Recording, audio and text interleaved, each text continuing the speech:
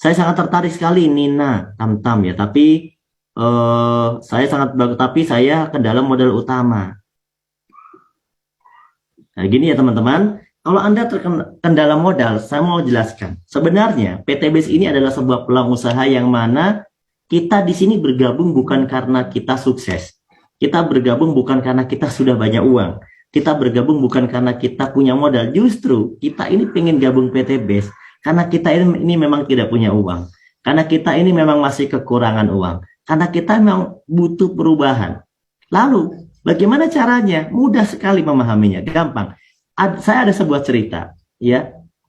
Ada seorang ibu-ibu yang sudah ditinggalkan suaminya, ya. Jadi sudah tidak ada penghasilan di keluarganya. Kemudian dia mencari cara bagaimana cara menghidupi keluarganya. Dia tentu tidak punya uang. Dia tidak punya uang. Tapi ibu-ibu ini rela melakukan berbagai macam cara untuk bisa mendapatkan kehidupan. Caranya gimana? Dia rela misalnya meminjam. Coba ada cerita nggak di masyarakat di sekitar Anda? Meminjam uang, kemudian dia bikin warung kecil. Hanya hanya demi membuat warung yang bisa untuk menghidupi sehari-hari saja. Itu pun rentan dengan hutang, gitu ya, rentan dengan hutang, rentan dengan rentenir kadang-kadang. Itu dia lakukan hanya demi kehidupan sehari-hari, teman-teman.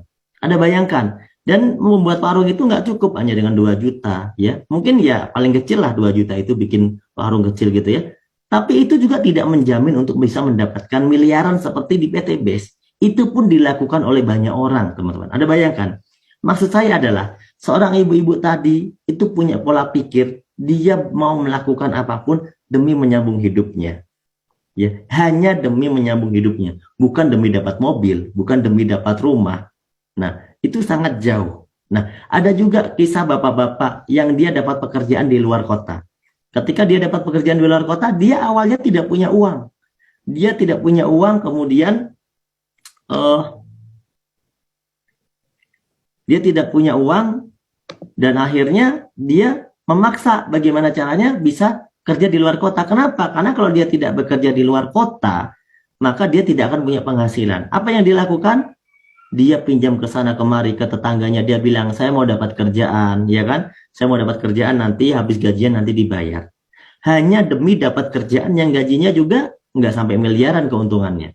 Itulah mental orang-orang yang luar biasa, mental orang yang mau berubah.